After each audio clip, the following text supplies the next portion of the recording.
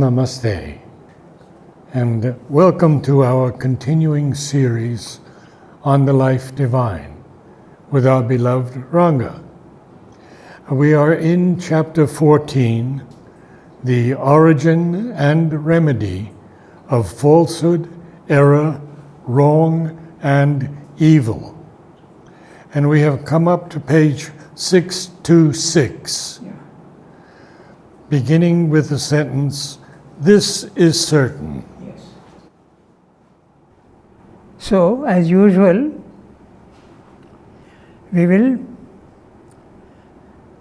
read the summary of what he has said in the previous para so that we get the context. So, earlier he has told us that when you go into the non-physical areas, life worlds and mental worlds, life worlds particularly, you do see that there are hostile forces, that there are powers of evil that seem to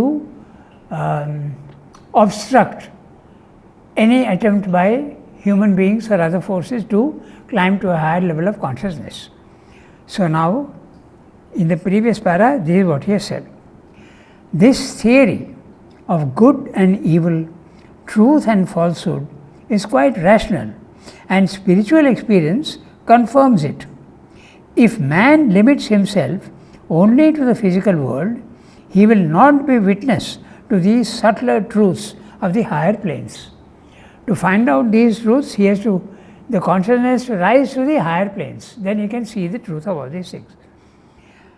Just as there is a cosmic spirit that exists in each individual, there is also a cosmic spirit that supports and upholds each being.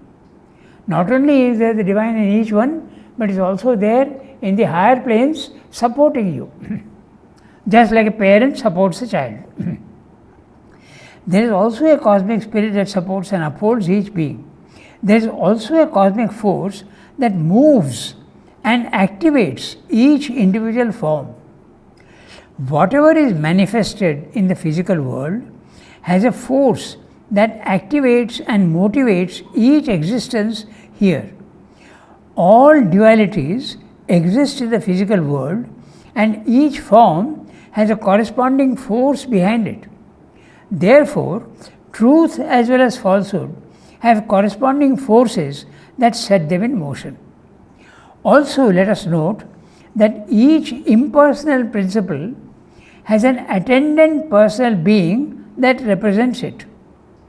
There are therefore personalities representing truth as well as falsehood. Their function is to prolong and encourage the rule of ignorance and inconscience. This is the principle behind the representative fight between light and darkness, truth and falsehood, good and evil. The Vedas are replete with the conflict of these forces, constantly at war with each other. Okay? So, Mother once had a drama, the virtues, and all these virtues, truth has a personal aspect in the overmind plane of consciousness.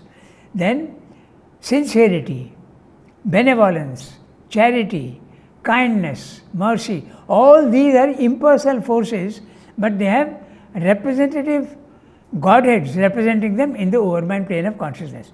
So personal and impersonal, personal and impersonal. That's what he's pointing out. Okay? Why then does not the material man believe in these forces that belong to the supraphysical planes? Science believes only in sense-based experience.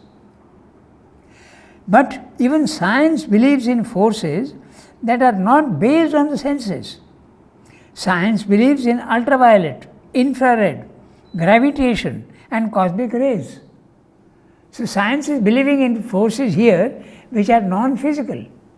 If that is so, then why they don't believe in these other forces? That's what he's asking. Okay?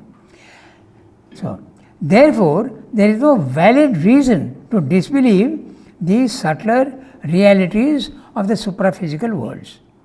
Again, mind and life are impersonal cosmic forces, but each of them produce individual physical forms to represent them in the physical world. Thus, mind produces man, and life begets plants and animals. In that case, why cannot mind and life produce subtler individual forms in their own cosmic planes of existence, which would be capable of influencing the physical world? Then we may conclude that truth and falsehood are both pre-physical realities in the involution, and not taking their birth from the inconscience. He is examining the possibilities, trying to find out where is evil and suffering. What are the three things? Evil and falsehood and evil. So, where are these things coming from? So, he is considering the possibility whether they are there in the involutionary planes. But he has already told us that in the involutionary planes they are not there. They are there only in the evolutionary planes. Because in the involutionary planes you are starting from truth. You are starting from good. So, the opposites cannot come in. They are there. They are pure planes of consciousness. But when you are starting in the evolution, you are starting from total ignorance and darkness. So, you don't know where you are going. You make errors. And evil and ignorance and all these are only errors of consciousness. So, evil, ignorance is only possible in the evolution. That's right. But he is examining the possibilities and he is seeing, he is examining one by one what are the possibilities. So, this is what he said in the previous para. Now we come to the para that we have to read today.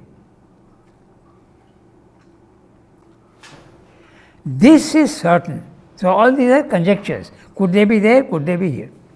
This is certain that when we go back into ourselves, very deep away from the surface appearance, we find that mind, heart and sensational being of man are moved by forces not under his own control, and that he can become an instrument in the hands of energies of a cosmic character without knowing the origin of his actions.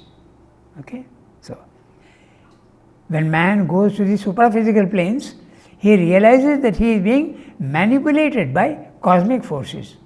That's what he is saying. Now we don't realize. We think that I am acting on my own will, but that's egoism. But when you go higher in consciousness, you see that other forces are manipulating you like puppets. That's what he is saying. Okay, so it is by stepping back from the physical surface into his inner being and subliminal consciousness that he becomes directly aware of them and is able to know directly and deal with their action upon him. He grows aware of interventions which seek to lead him in one direction or another, of suggestions and impulsions which had disguised themselves as original movements of his own mind and against which he had to battle. So, in the physical world we think that all these thoughts are my thoughts, but they are not your thoughts. They are coming from outside and putting them into your mind, and you think that they are your thoughts. Okay? Also the vital feelings, vital emotions. He grows aware of interventions which seeks to lead him in one direction or another, of suggestions and impulsions which had disguised themselves as original movements of his own mind and against which he had to battle. He can realize that he is not a conscious creature inexplicably produced in an unconscious world out of a seed of inconscient matter and moving about in an obscure self-ignorance, but an embodied soul through whose action cosmic nature is seeking to fulfill itself, the living ground of a vast debate between a darkness of ignorance out of which it emerges here and a light of knowledge which is growing upwards towards an unforeseen culmination. Okay. I will read that sentence again and we will see what he is saying. When he goes out of his body-mind life and goes into the supraphysical worlds, whether it be life or whether it be mind levels, he sees that there are cosmic forces which are manipulating human beings and animals and all creatures, and the human beings think that they are doing it on their own will, but that's an ignorance.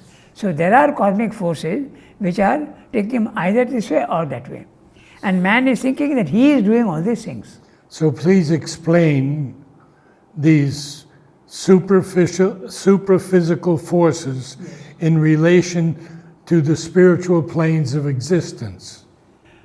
We'll come across that, we'll come to that, okay? And these are in the spiritual planes start above the mind. Below the mind there is a life planes and there are the subtle physical planes. These are not spiritual. You don't see the reality. Only when you go, and we consider ourselves to be physical beings. We think that we have started from here, but no, you have a soul which you don't see here. Only when you go to the levels above the mind, you realize that you are a soul and not body, mind, life. That's the experience of the self. So there you see that you are really a soul having come down to the physical world. But here you are being manipulated by cosmic forces. But when he uses the word supraphysical. Yes. He means the life planes and the mental planes. Okay. Right now. Okay, so supraphysical planes. Life is supraphysical. The life plane is supraphysical. The mind plane is supraphysical. But above the mind, the spiritual planes start. Yes. Thank you. Okay, so he can realize that he is not a conscious creature inexplicably produced in an unconscious world out of a seed of inconscient matter. Now this is what the material man thinks himself to be. Matter has given me a body and matter has produced life, and so life has given me a vital and mind has given me also an individual mind. That's what he thinks. Okay? But it is not so. He is a soul which has come down to the physical world out of a seed of inconscient matter and moving about in an obscure self-ignorance, but he is an embodied soul through whose action cosmic nature is seeking to fulfill itself. So he is an individual from the higher planes. He has come down here, but when he comes down here, he has forgotten that he is a soul. He thinks that he is body, mind, life.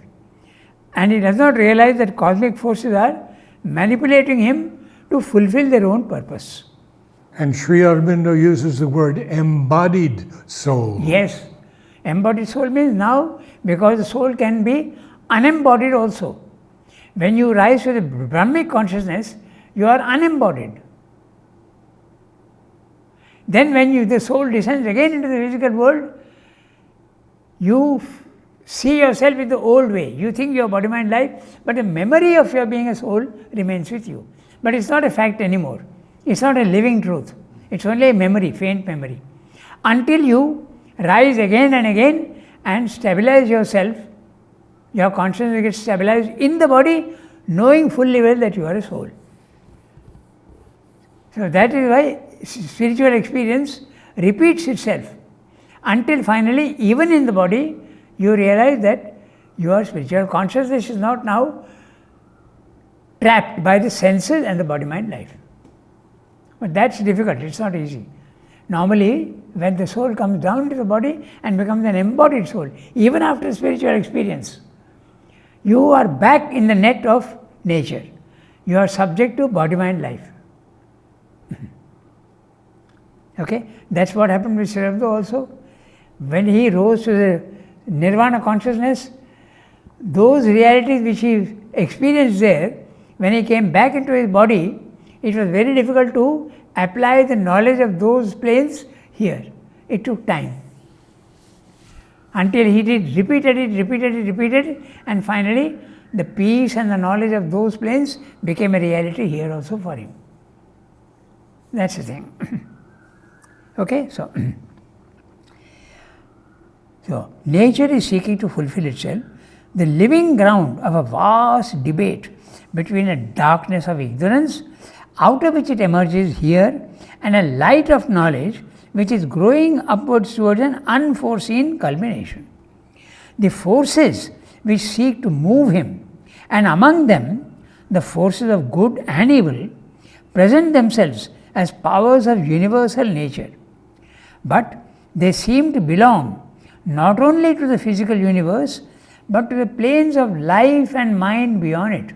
So this is what he means by life and mind are supra-physical planes. Yeah. But they are not spiritual planes. Okay? Yes. Particularly in life, these beings are there. Beings of good as well as beings of darkness.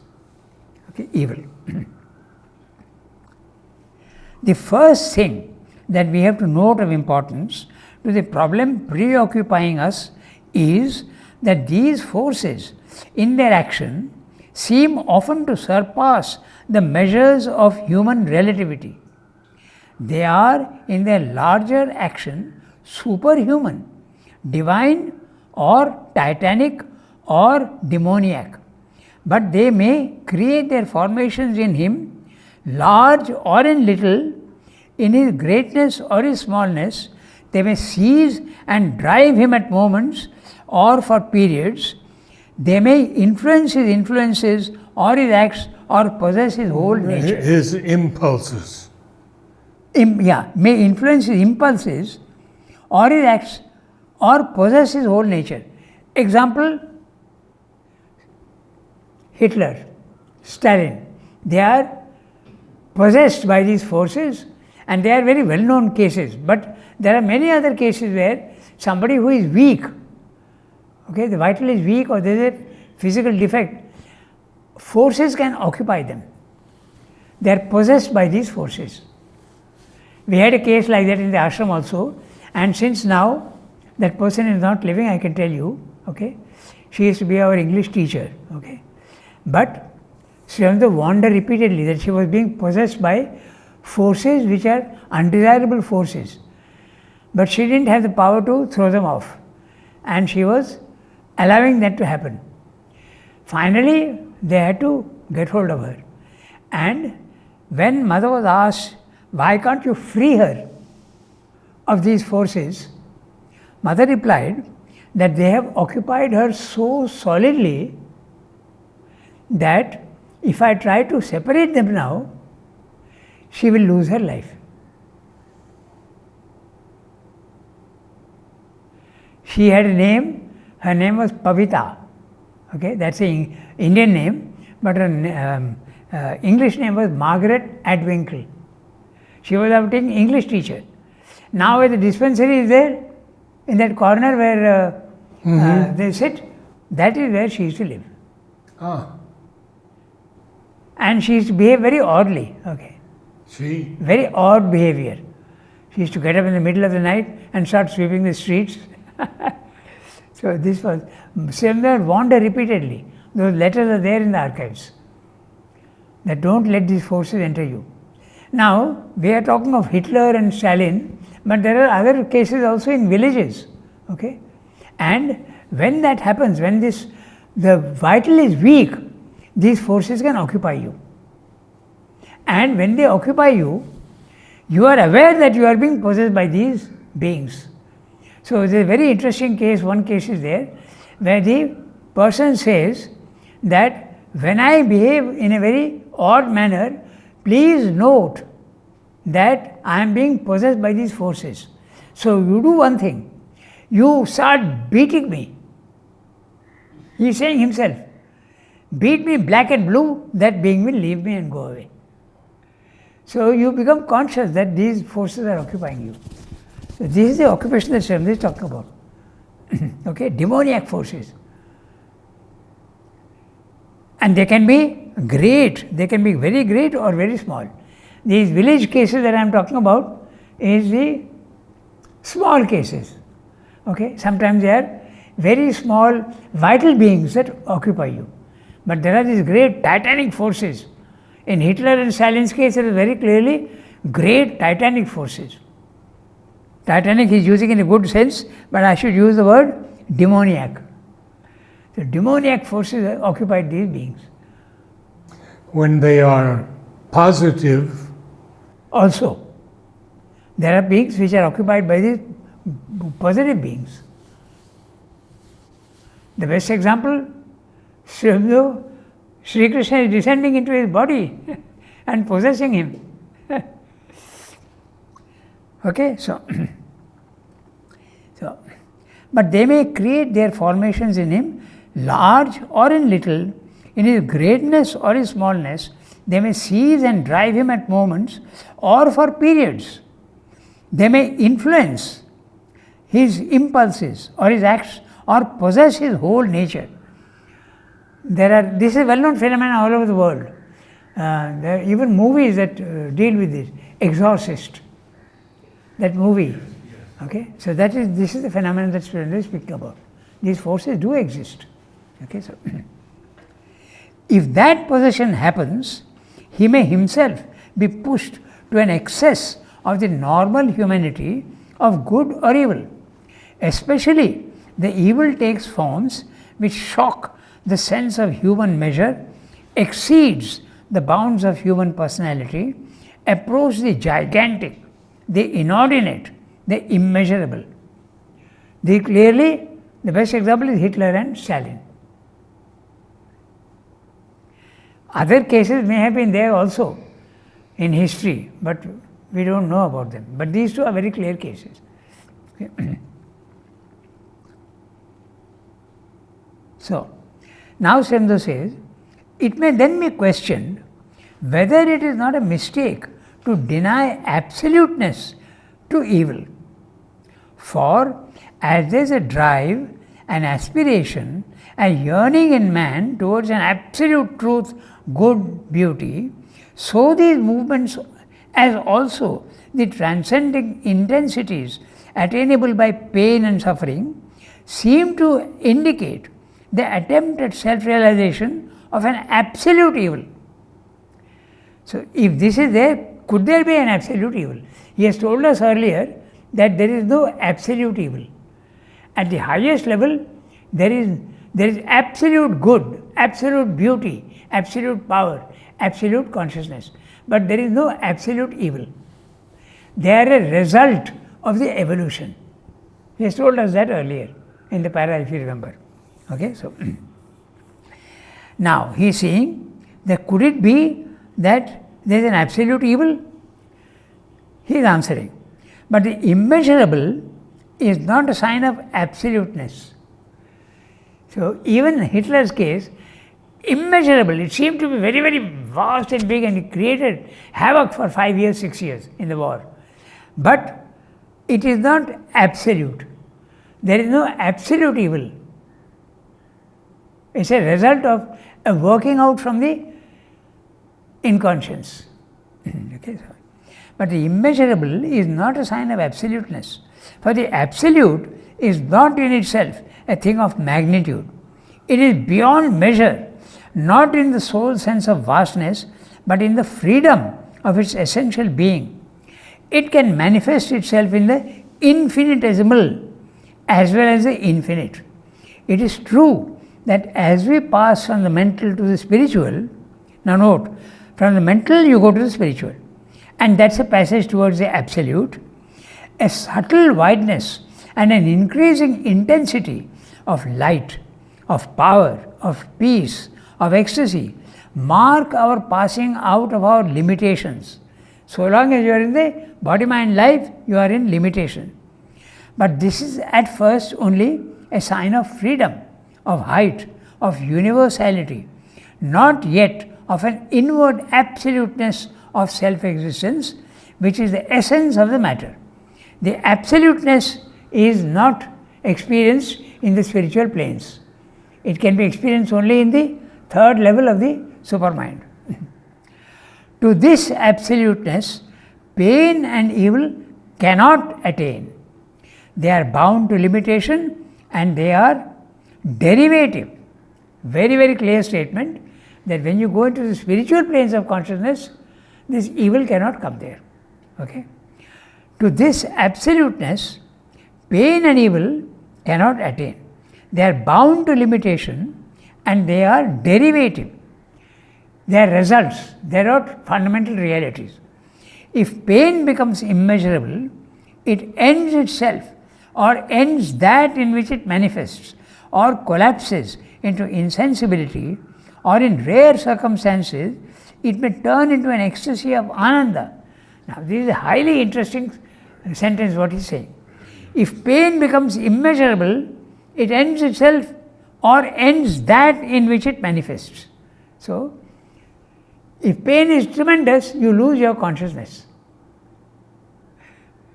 So, pain has ended for you. So, it is not absolute. That's what Sandhi is saying. Okay? So, or if pain is absolute, okay, it ends itself, pain ends itself, you lose consciousness, or ends that in which it manifests, that is death.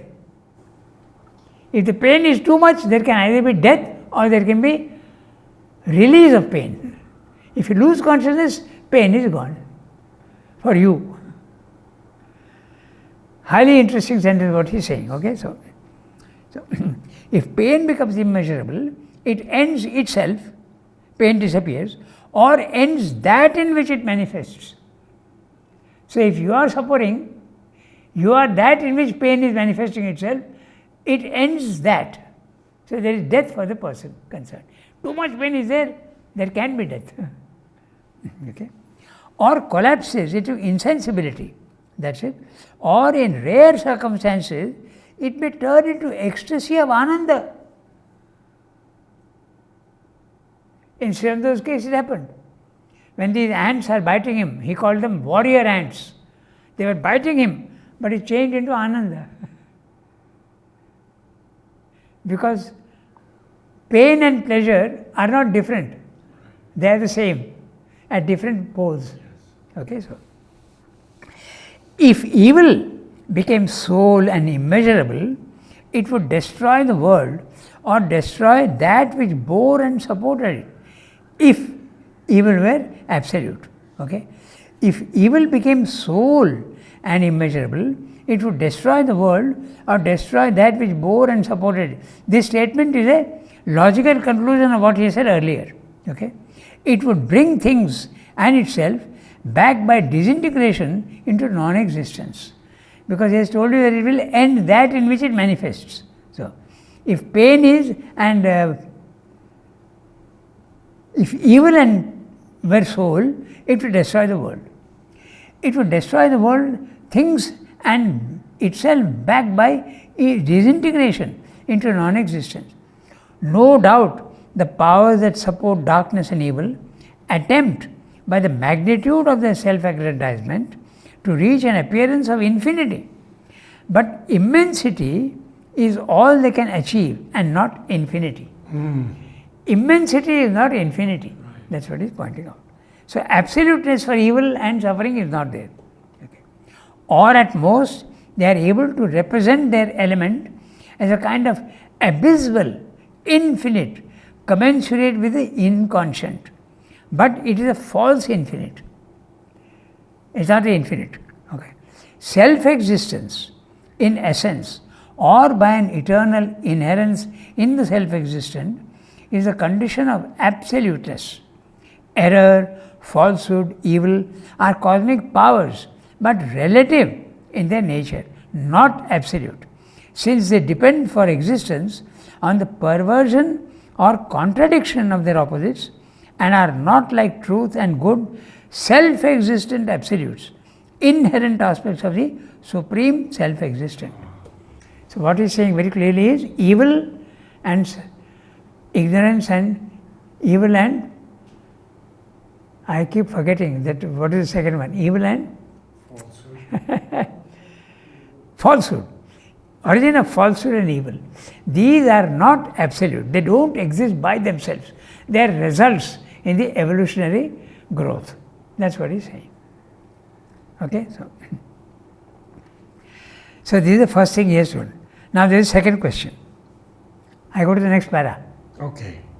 A second point of questioning emerges from the evidence given for the supraphysical and pre-physical existence of which these dark opposites, for that suggests that they may be, after all, original cosmic principles.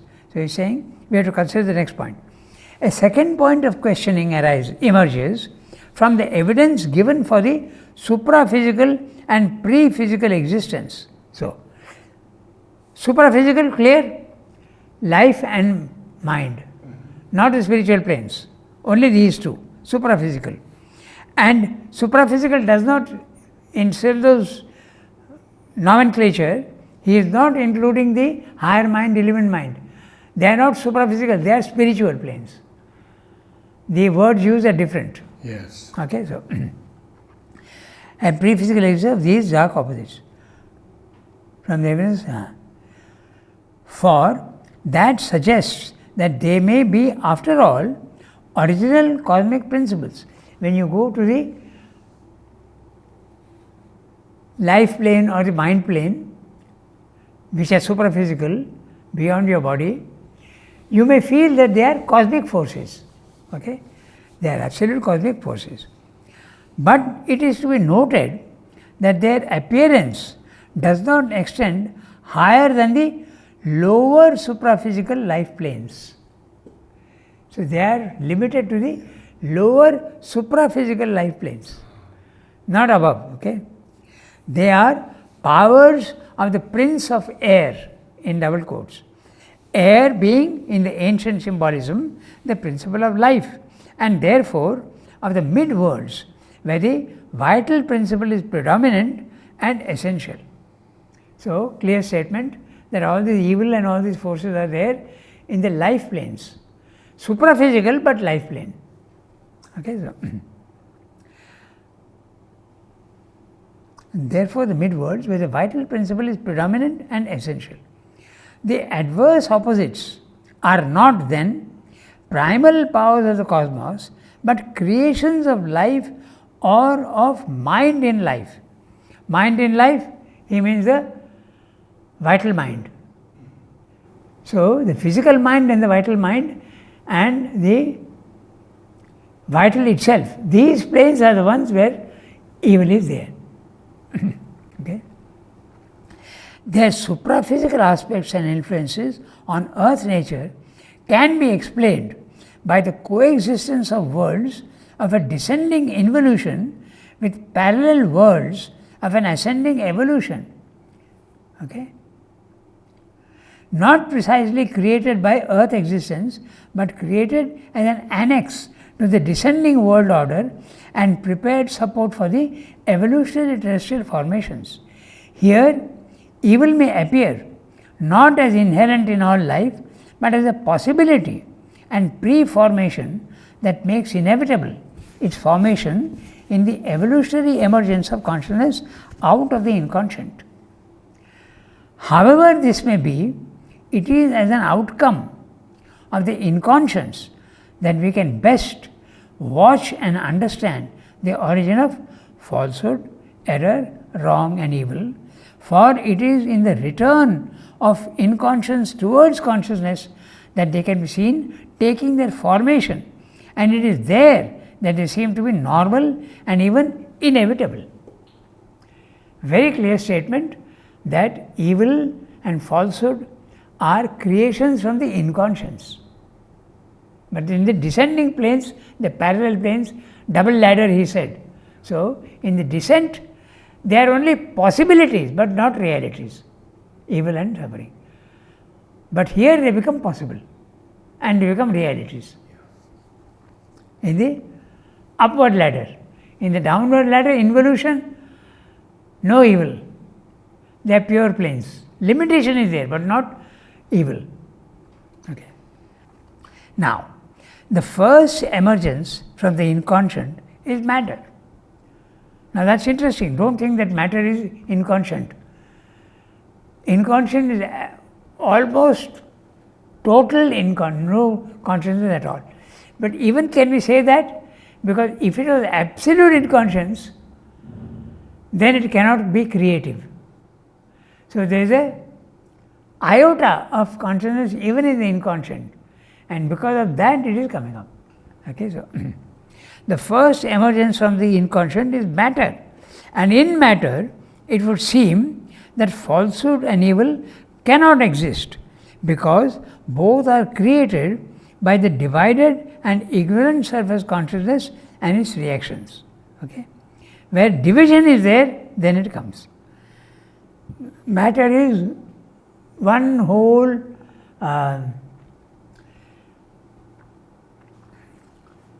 universal oneness. There is no division there. So, there is no evil in matter.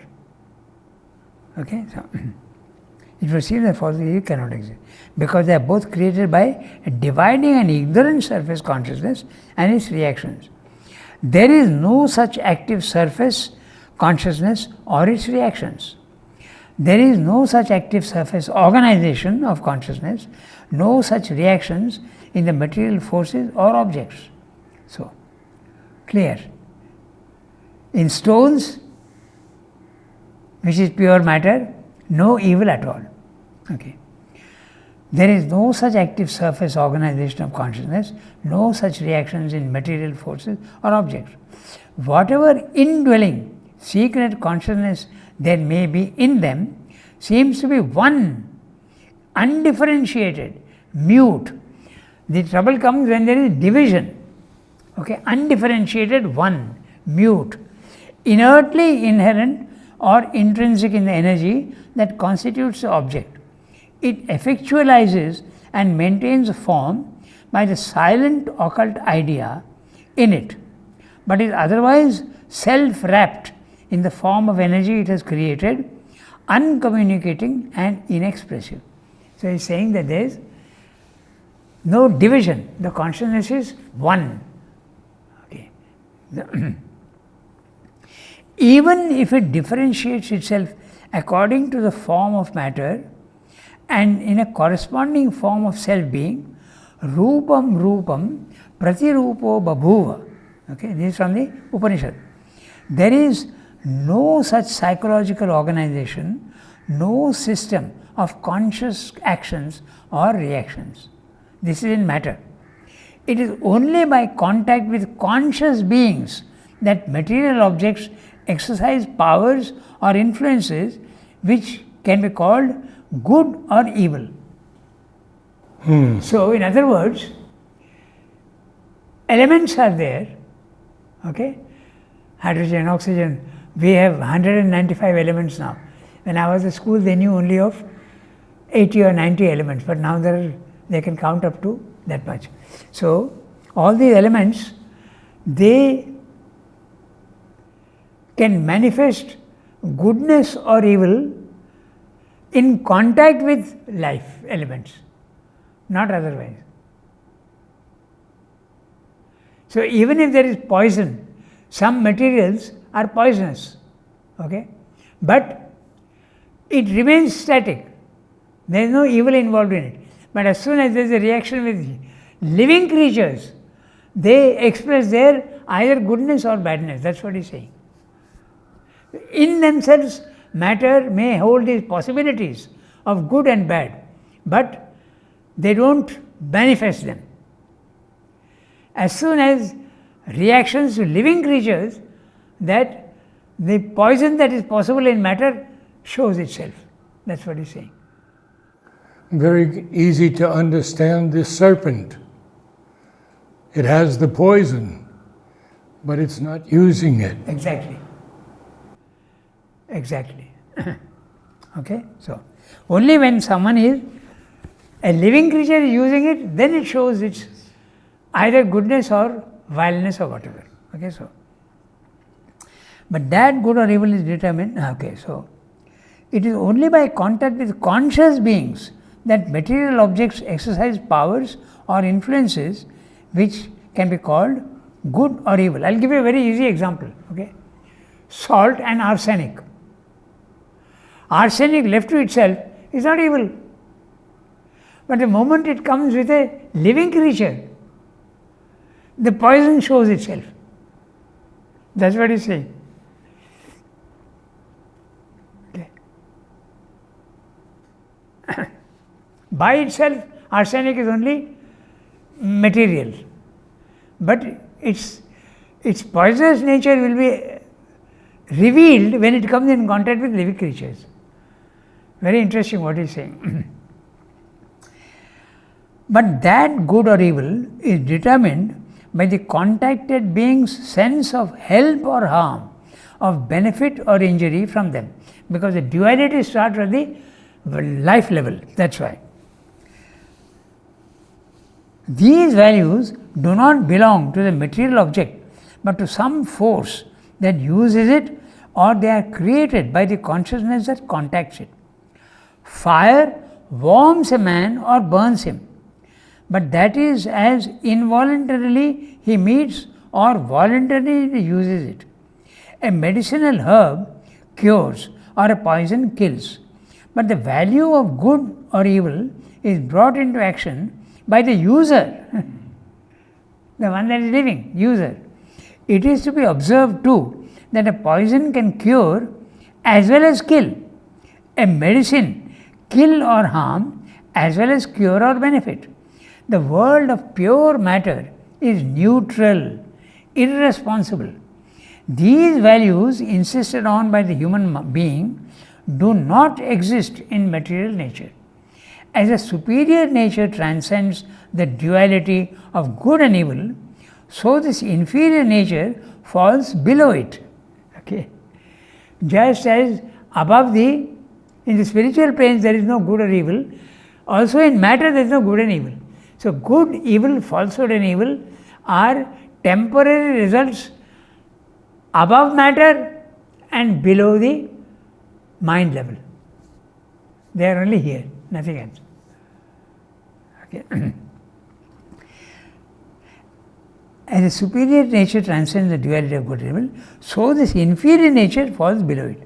The question may begin to assume a different aspect if we go behind physical knowledge and accept the conclusions of an occult enquiry.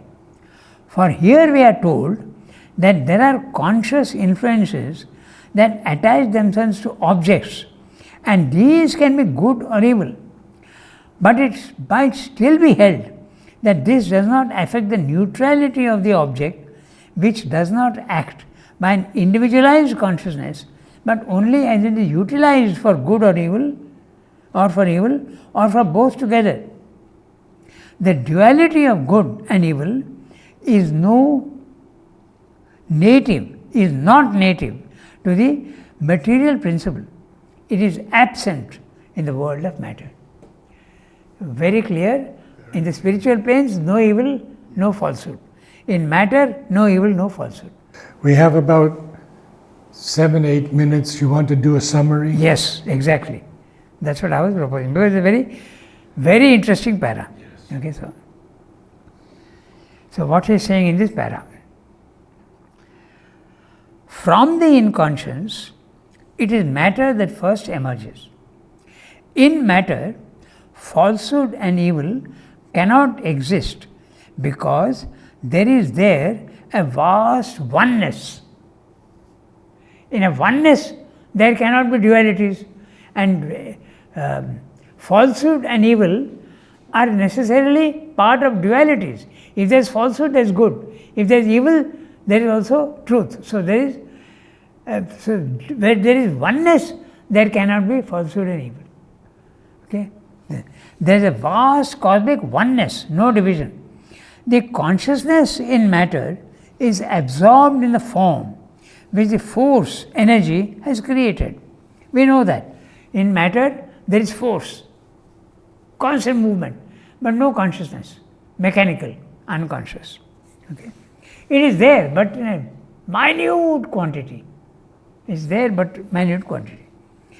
There is no interaction of forces, no action or reaction at all. There is only a uniform, undifferentiatedness, a total oneness. Okay?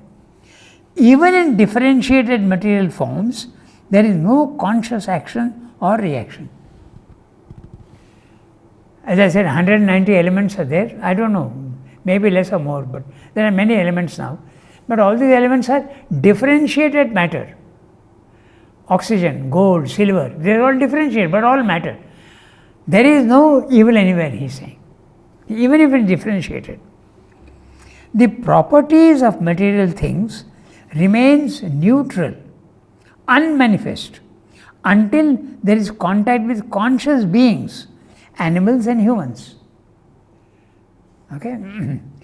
If there is no contact, poison remains poison and sugar remains sugar until a conscious being with its contact experiences the inherent property of the material form.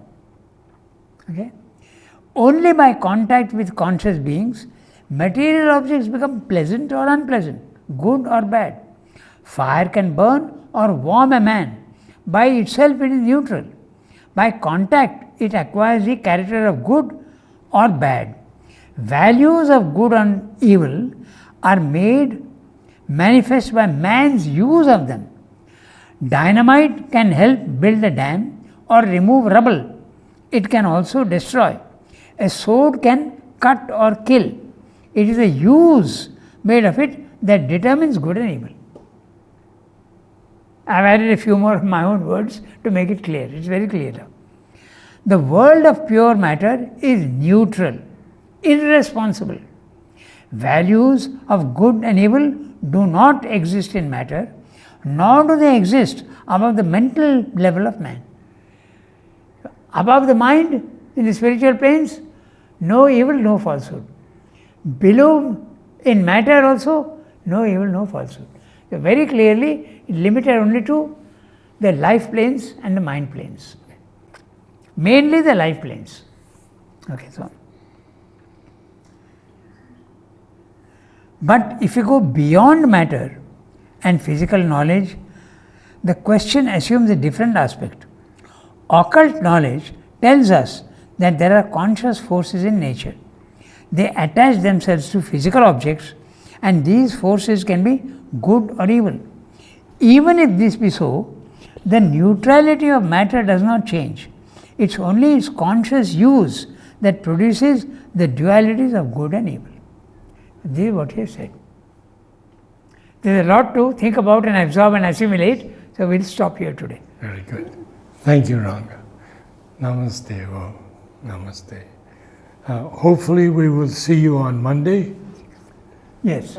Good. Monday. Very good.